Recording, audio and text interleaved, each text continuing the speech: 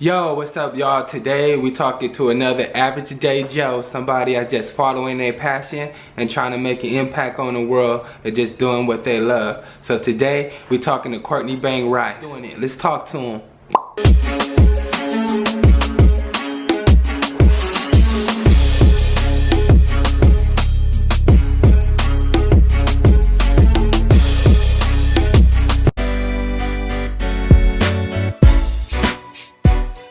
What's up? I'm Courtney Bang Rice, comedian slash actor slash host, and I'm saying what's up to all my people right here, living through our passions. You know, for the average person that, you know, hasn't ran across me, I started off acting. I used to be a security slash bodyguard for Dennis Rodman. Back in the day, I worked at his club. And I would follow him around, and like when he'd go to different venues, you know, I'd do security for him over there. And while I was doing security for him, some dude just randomly came up to me and was like, "Yo, I like your style, I like your look. You want to be in a movie?" And I was like, "What?" Now, mind you, I studied acting all through high school, studied it in college and everything. And then randomly, the opportunity presented itself. So it's just like people say, prepare so that you can be ready for the opportunity, right? Mm-hmm. So I had prepared the whole time and just thought, that'll never happen. And then it happened, just like that. Went to go do the movie. My buddy, who's one of my best friends still to this day, was on the movie with me. It was my first movie, and I was a star, so I didn't really know what I was doing. And I kept changing the words to the script, and people got irritated because he was like, "Yo, make it your own, make it your own." So my regular knowledge of make it your own is like, "Yo, I'm gonna just say what I want to say." So I kept doing that. My buddy, who's my best friend still to this day, was just like getting irritated with me, just like, "Yo, why does this dude keep changing it?" Because he's trying to figure out when he comes in, but he can't figure out when he comes in because I'm changing the words. So so he got a little irritated, and eventually they ended up canceling the project because he was not because of you. No, because he was a star, and he was so irritated. He's like kind of quit that project. He was like whatever. But me and him became real cool, so he ended up shooting a movie like maybe a month or so later, and he put me in that movie, and that's how I got in my first movie. Nice. So then you've been acting and stuff like that? Yeah, ever since then I started acting.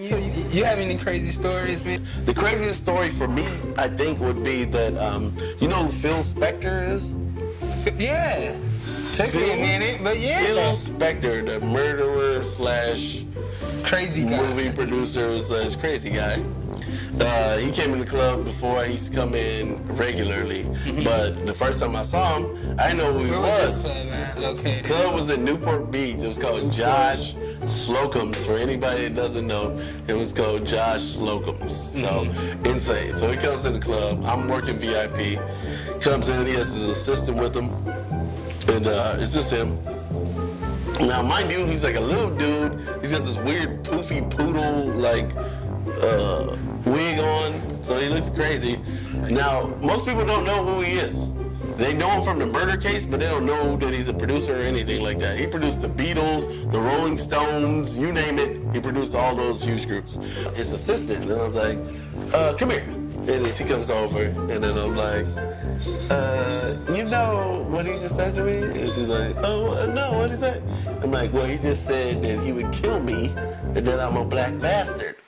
And she was like, oh my God, I'm so sorry, I'm so sorry. So she gives me $100. I'm sorry for your trouble. I'll try to keep him away from you, blah, blah, blah.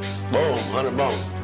Now, mind you, in a night, I might make, now, not on tips, I'm just talking about my regular money, I think I made like $100 a night. So she already gave me $100, and I've only been working for like an hour. So by the end of the night, she had to give me $300 for him saying stupid stuff over and over again. So I got $300 from her, and then I got another like $250 from the other tips I got.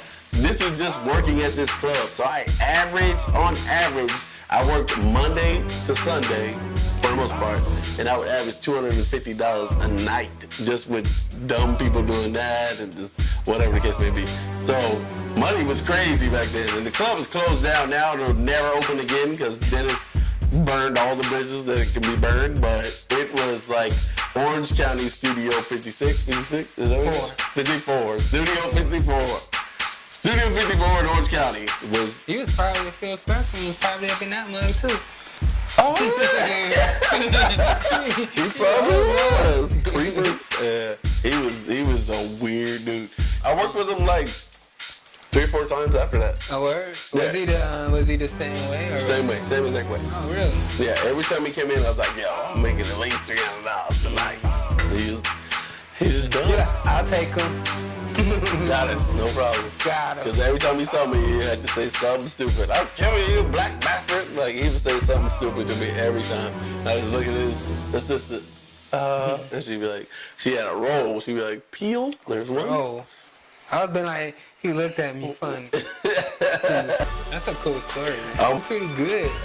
Like now, right? Like you hustling. Mm-hmm. You know, you living through your passion. You doing pretty good and stuff. Definitely living my passion. What is how long you known you had this like passion? Were you a kid? Were you funny in the back of the classroom? Were you like cracking jokes? You know, like you said, you went to acting class previously. Yeah. Like before, like it's always something you wanted to do. First time I saw Michael Jackson perform. Michael Jackson. So I saw Michael Jackson perform. What was that? It was Motown 84. It was a concert? No, remember that Motown? It used to be a Motown show. Yeah, Motown, something, 84 revival or something like that. I get you, yeah. Yeah, and Michael Jackson, he had the glitter jacket, remember the glitter jacket? And he had the glitter glove, He had the glitter socks, he had the black pants, he had the loafers, and he was just killing it. He did Billie Jean for the first time. He was hitting on you, doing the cone. Not looking like nobody. Yeah, it was ridiculous. So, but I saw him, I was like, yo, that's what I want to do. I want to, do something like that. So you wanted to, you saw him and you wanted to entertain? Or entertain. That was the first thing. I was like, yo, I want to be on that. Oh, and then even before him, I loved Elvis. I loved the way Elvis was like able to control the crowd and sing. So like, I used to sing, but like not on their levels, you know what I'm saying? But like that control of the crowd and like being able to, like entertain people and just have them like enjoy you doing what you love to do. It was always like something that I wanted to do. So Elvis, then Michael, then finally, I saw Eddie Murphy Raw. And when I saw Eddie Murphy Raw, he looked like me. And I was like, yeah, there you go. That's me. He had the wide nose, he had lips, he was dark skinned, he had the big eyes. I'm like, he looks like me. He's making jokes. Those jokes that hit home. Took the jokes right out of my conscience. Yeah. So once I saw Eddie Murphy, then I was like, yo, I gotta do that. And so that was around, I want to say like 5 or 6, maybe 7 years old. And then from that point, like I was just like studying comedy forever. I studied comedy forever. Like I studied comedy so bad that I worked at the Irvine Improv for I think like 3 years. And then I left, and then I came back to the Improv, Brea Improv. I worked there for like a year. I was in the military, so I had to leave and go overseas and do all that stuff. So then I came back to the Brea Improv, and I worked there again for like 2.5 years, just so I could be around comedy, be around the comics, really see how it's done and everything like that.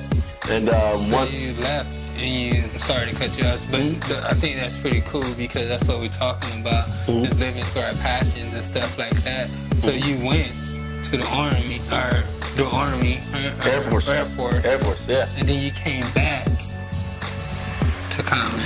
Yeah. So I joined the Air Force because that was always a dream as well. And if we're living through our passions, that was always a passion of mine. I always wanted to be a cop. I always wanted to be in the military. But that wasn't like my dream. It was just like a passion of mine. It was something that I always felt like I would do, and I knew eventually I would do it. Try it. So exactly. You put your head down. You did it. And I did it. And once I did it, I was like, cool. That was cool. Like time to take the stage. Right. I'm a part of American history. Let's go ahead and move it on to what I really came here to do. And then when I get back, because Operation. I appreciate it, brother. appreciate you. Yeah, man. It's the least I can do. Thank people like this guy. Least I can do. Least I can do. Protect us. It's my and pleasure. now he's giving us a six-pack. It's my pleasure. My pleasure. Making us laugh and all, you know. Yeah. That's really very funny. Yeah. You know. Yeah. What are you gonna do? No, but so yeah, after I did that, I promised myself I'd come back. You know, once you're that close to like, you know, touching your mortality and all that different stuff that goes with being in combat and being in, you know, a green zone, and a green zone is somewhere where there's combat, or, you know, and I was a combat troop, I was security forces in the Air Force, and shouts out to all my security forces out there to shoot my passions and really go at it hard, and that's what I've been doing ever since, and just been getting up on stages, you know, doing the live stream shows, doing movies. I just did a movie called Tower of Silence that'll be coming out real soon. Nice. I'm a zombie soldier. I don't know if you know this, but I do hold the record for the most scary movies that a black man has never died in. Word? Yeah. I've been in 5 scary movies that I've never died. Y'all hear that? 5. Y'all hear that? It's real. It's real right here. This is awesome right here. I wish I could do that. 5 How do you scary do that? movies. Like you punk the director or what? I don't know. You're like, I don't want to die to take punk. You tell him to go play. Tell us about the bang too. What is the? So in my case, it's just, you know, explosive personality. You know, someone that walks into a building and eventually, like, immediately you have to take notice of that person. It's like a bang. Like when something explodes or blows up, you immediately turn around and go, what was that? That's me. When I walk into a room, you go, oh, who's that? What is that? I think that's, you see what I'm saying? So, Courtney Bang Rice. It's me. I would never make fun of anyone like. Do you like ever had a heckler that you just roast? The only hecklers I've ever had are usually like other comedians. Other comedians? Yeah, it's never like what a is person. that, like a competition thing? Like Yeah. They're just like, yeah, you know, because of my style, my swag, the way that I present myself and everything like that, and I'm always talking about positivity and, you know, spread love and all that stuff, and I come out with a lot of energy, I dance a little bit. I saw a couple of those, man. You know what I'm got saying? some moves. Right, so I just come out like that, you know, but the reason why I come out like that is because it's part of my personality. I've been a dancer since I was a kid. I've always been that way. I've always been the life of the party, you know, party starter, party ender, whatever you want to call it.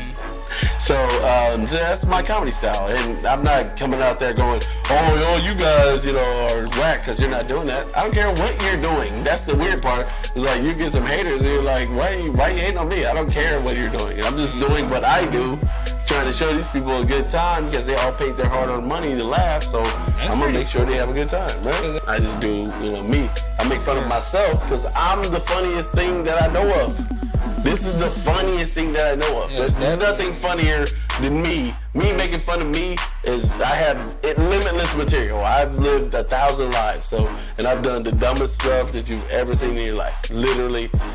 If you go to CourtneyBangRice.com, like most of the people that go check me out. Legit? That's a real thing. That's legit, y'all.